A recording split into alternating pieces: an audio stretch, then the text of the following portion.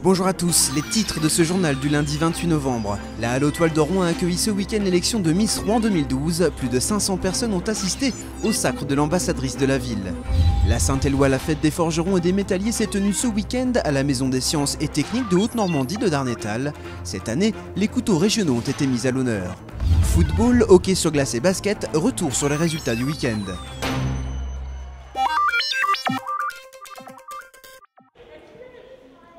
Pour l'instant, l'ambiance est à la bonne humeur, mais dans quelques heures, ces jeunes filles défileront pour l'élection de Miss Rouen 2012. Ces 9 candidates ont été sélectionnées sur casting. Elles se préparent depuis plus de 10 semaines pour ce rendez-vous. Ce samedi 26 novembre, le stress est bien là, la pression commence à monter. Un peu stressée. Mais... On va défiler devant 500 personnes, on va se présenter, et ça fait peur. À force de s'entraîner, on prend vite des habitudes et ça devrait ressortir ce soir. 21h, début de la soirée spectacle sur le thème du voyage. Les défilés s'enchaînent. 1 heure après le début du show, la pression retombe peu à peu. Le stress de la question est passé. Maintenant, on essaye de profiter au maximum de cette dernière soirée, toutes les 9, et de s'amuser le plus possible. La gagnante de ce concours est élue avec sa dauphine pour 1 année. Pendant cette période, elles seront les ambassadrices de la ville. Chaque année, nos Miss participent à entre 70 et 80 manifestations par an. Ça passe des inaugurations officielles avec la ville, par des défilés avec nos créateurs, nos boutiques partenaires. Elles sont vraiment actrices de leur ville, elles essayent de participer à un maximum de choses et puis d'être présentes pour représenter la jeunesse et l'élégance rouennaise. Minuit et demi, après la délibération du jury, il est temps de connaître le nom de la gagnante. Cette écharpe, ce diadème, tu vas le remettre à la candidate numéro 1,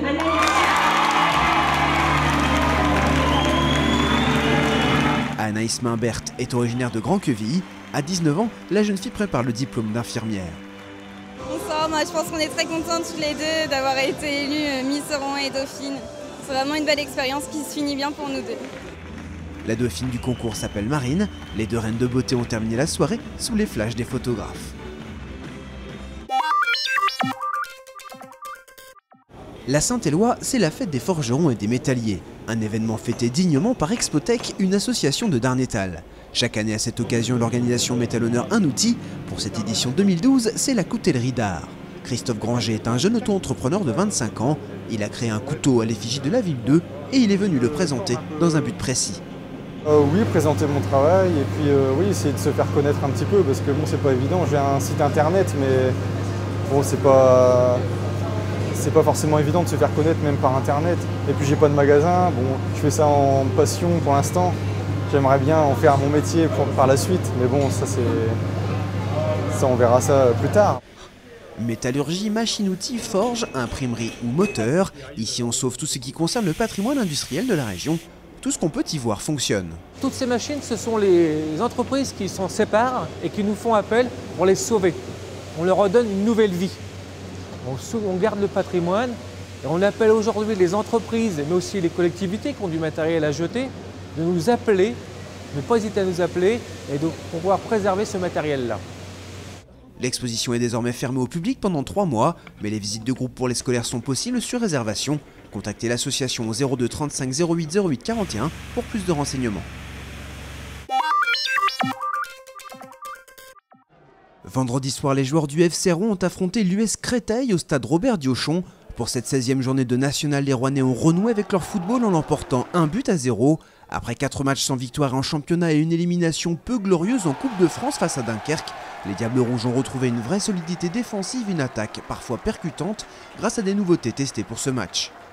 On a essayé de trouver un petit peu des variantes puisqu'à ce moment on avait un petit peu plus de mal sur certaines situations. Donc avec le staff on en a discuté et on a essayé, on a proposé un petit peu aux joueurs un petit peu d'autres schémas. Je pense qu'on a eu quand même 10 minutes de flottement au début du match parce que bon, c'était pas évident. Et après, je pense qu'on a commencé à faire quelques animations qui n'étaient pas inintéressantes, au contraire, avec des choses positives. Et il nous a juste manqué un petit peu cette finalité devant le but, quoi. C'était ce problème-là ce soir, mais bon, le reste en lui-même, ça a été intéressant. L'US Quevilly s'est incliné à l'extérieur face au Paris FC 0-2. Rouen est 2e au classement général, l'US Quevilly est 9e. 10e journée de Ligue Magnus. Le Rouen Hockey Elite a bataillé contre les Rapaces de Gap ce samedi sur l'île Lacroix. Le RHE reste leader mais a été un peu malmené par ses adversaires. Les Rouennais ont concédé 4 buts aux joueurs de Gap. Les Dragons l'emportent 6-4. On a fait quelques erreurs en fin de tiers souvent. Peut-être un manque de concentration, je sais pas. Quelques erreurs, enfin, on peut travailler ça en entraînement, surtout la concentration en fait en fin de match, enfin en fin de période. Et ouais, ils ont une bonne équipe, ils jouent vachement défensif. Ils prennent ce qu'on leur donne et on leur donnait pas mal de choses aujourd'hui, donc ils sont restés dans le match. Le RH reçoit Briançon ce mardi sur la glace de l'île Lacroix en demi-finale allée de la Coupe de la Ligue. Le SPO Rouen a reçu l'équipe de Boulogne-sur-Mer samedi soir à la salle des Cotonniers.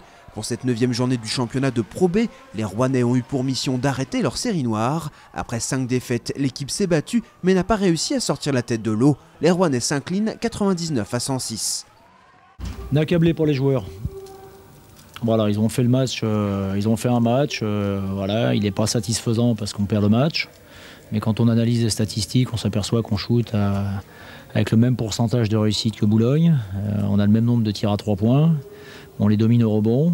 Voilà, la seule chose qui nous a manqué ce soir, c'est de savoir conserver le ballon sur le poste de meneur de jeu, puisqu'on perd 12 balles sur le poste 1, avec Pathé Younas 6 et Poupé 6.